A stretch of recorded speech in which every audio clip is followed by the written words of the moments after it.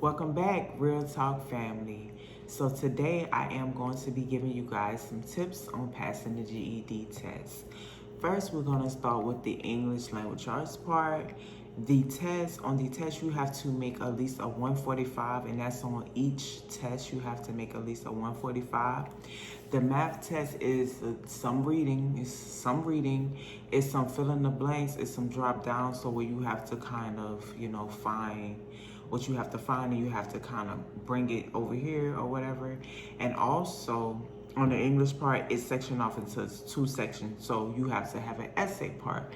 The essay is usually somebody might say this and then somebody else might say this, and you have to figure out who has the most credible information per se, and you have to write about it and pretty much write an essay.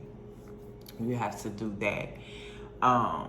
Also, I will say, do not spend too much time on a question. Do not spend too much time on a question.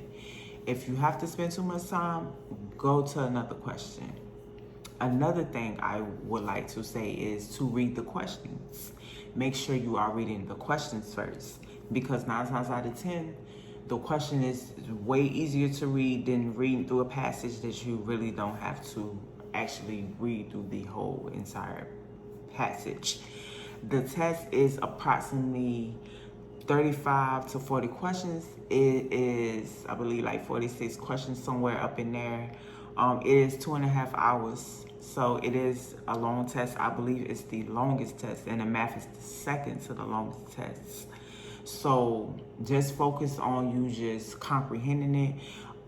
Most of the GED test is not a memory test. Like, it's not about how much you know of this or how much you know of that.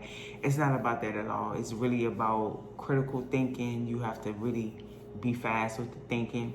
It's time pressured, so don't focus too much on it. Focus on the time, but don't focus too much on the time. Okay, so the social studies part is 70 minutes. It's approximately 35 questions, and it focuses on U.S. history, civics, government, geography, government as well. So you want to focus like on the Constitution.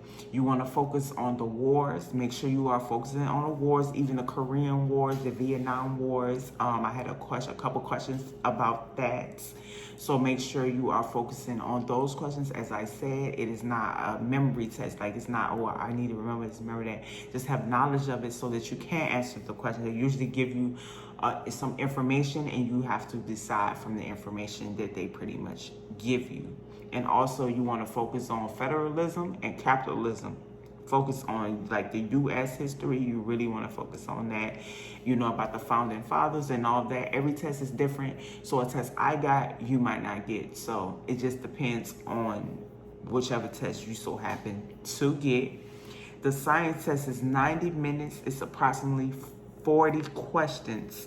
And in that, they're talking about earth and space science, life science, which includes like genetics, the organisms, because we all know that everything moves. You might get some food chain questions. I got a couple food chain questions. Also, they on the science test, it also will have drop down. Pretty much every subject that you take, it will have drop down questions, just to be exact. Also, you want to have some knowledge of mean, median, and mode. You need it, like, you will need a calculator, but you really don't need it, because it's not like too much bad math in there. Like, it's not like crucial math like the math portion is, it's just a couple math questions, not nothing too bad or nothing. They might say, what's the mean of these numbers? What's the median of these numbers? Something as simple as that. Wasn't too bad. I did have some coefficient questions. So you might want to focus a little bit on that. You want to focus on like hypotenuse, like experiments, because they will have something, this happen, and then they will ask you like the outcome, and they'll give you some answers to choose from. Now the math, that was the subject that I had to study a little bit harder for, and on that test, it is 115 minutes. It's approximately 49 questions. It's 2 parts of the test. On the first part of the test, is about 5 questions, And that portion, you cannot have your calculator. You're not supposed to have your calculator. Also, you want to focus on Algebra 1 and 2. You want to also focus on geometry when we're dealing with area and perimeter, surface area. They have a couple questions about that, volume and stuff like that. You want to also focus on percentages. So like how much 35% off of 1082 or something of that nature. So you want to know that. Also, you're going to have some graphs in there as well. So, and you're also going to have some slope questions, which is relating to algebra, exponents, solving exponents. So you want to definitely dip a little into, you know, knowing what the exponents is, because I had to study that and I had exponents on my test the whole time, which is algebra. Also, like number operations, number sense, a lot of critical thinking. You will have something and then you will have to come up with an answer. Math is probably the one test that I would say is more straightforward, but as well you have to really have knowledge of some critical thinking as well to go with that. And also you want to also focus on, you know, questions that if you don't understand them, you want to move on. Like you want to flag it. It is a way to flag it and just come back to the question and finish the question. My overall experience, the English part was easy to me. It wasn't hard at all. The science, I passed that the first time. Social studies, I failed it by 1 point. I had to take it again.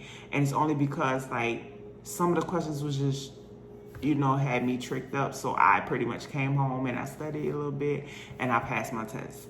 Math, I took the math a total of 3 times, as I said in the previous video. And the third time I passed it. I really studied. Some people just have to study a little extra harder. I haven't been to school in over 12 years, so therefore it was a lot of information that I actually didn't remember, so I had to go back and, you know, do my research, study a little bit. I would suggest that you go to the library and get you a GED book. It doesn't have to necessarily be this year, even though some people say, oh, it has to be the year of the year.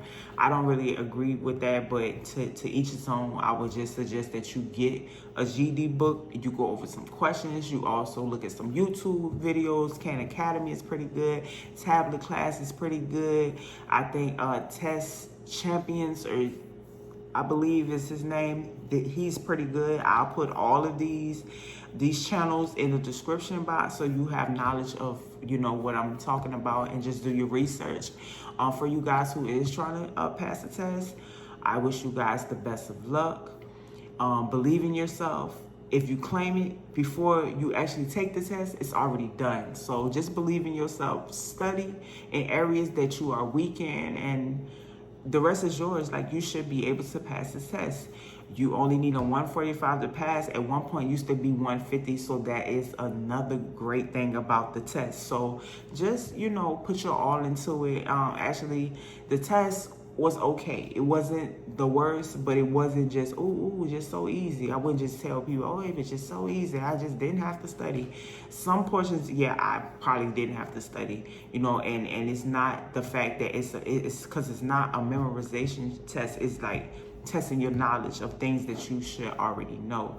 So just do your best, you know what I'm saying? Don't work kind of fast, because it is time. So if you don't know a question, as I said, just skip it, go to another problem and just come back to it, you know? So I wish you guys the best of luck. So until next time, I will see you guys later. Also, if you like this video, be sure to give it a thumbs up. Make sure you comment any questions or concerns. I will be more than happy to assist you and answer your questions. And as well, if you aren't subscribed to my YouTube channel, go ahead and make sure you subscribe. Thank you guys so much for your support. So until next time, I'll see you guys later.